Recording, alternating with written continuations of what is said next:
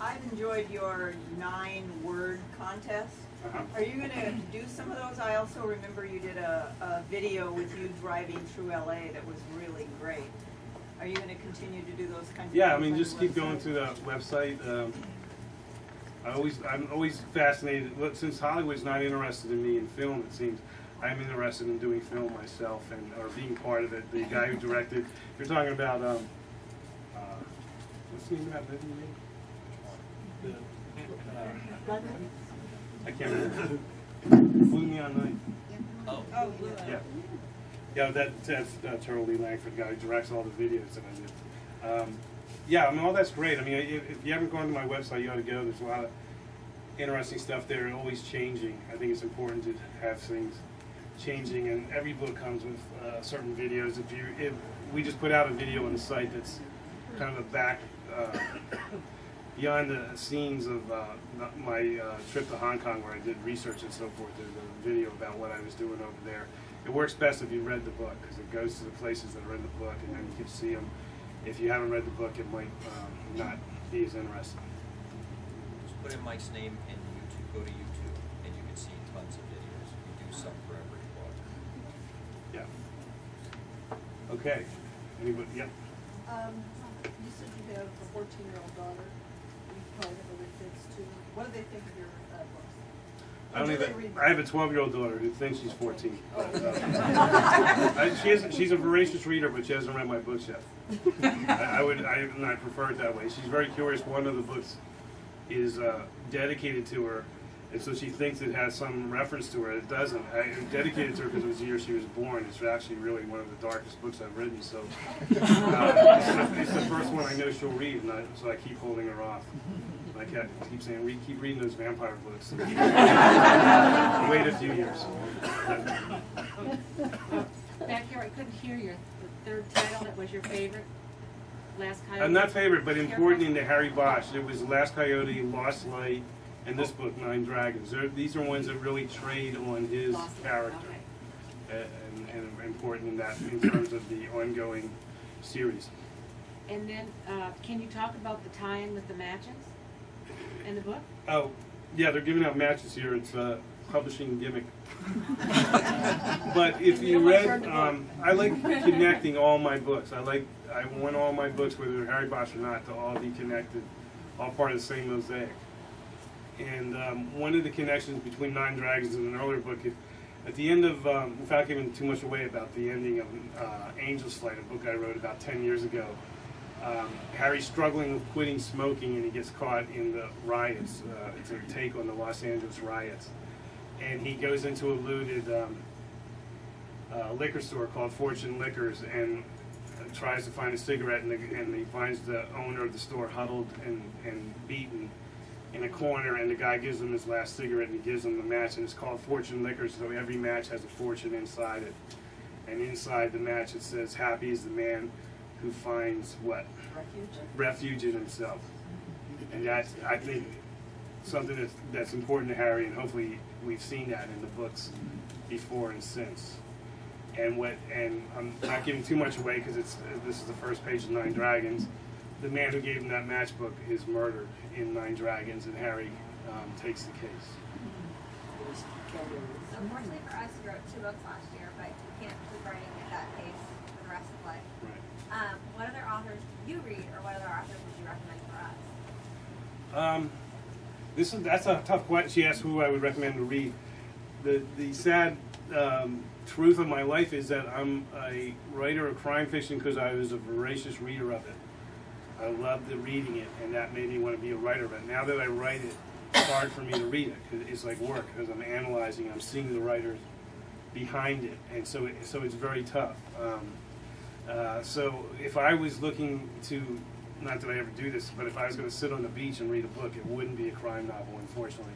It would probably be nonfiction, like a biography, maybe of an artist or a musician, and that's, to me, what is escapist. So I don't feel like I'm qualified to tell you.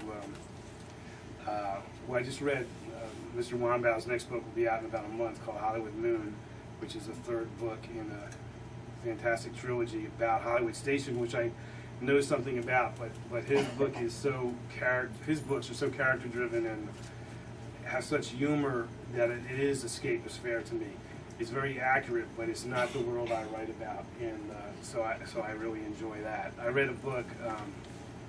This book, I don't know if they'll have it here. It's kind of an obscure book, and it's the last experience I've had where I sat down and read a book without getting up. And you know, you always hear writers say, "Oh, I couldn't. I was glued to my seat and all this stuff." It rarely does happen. I think in my life, I could count 5 times that I read a book front to cover without stopping. And this happened to me.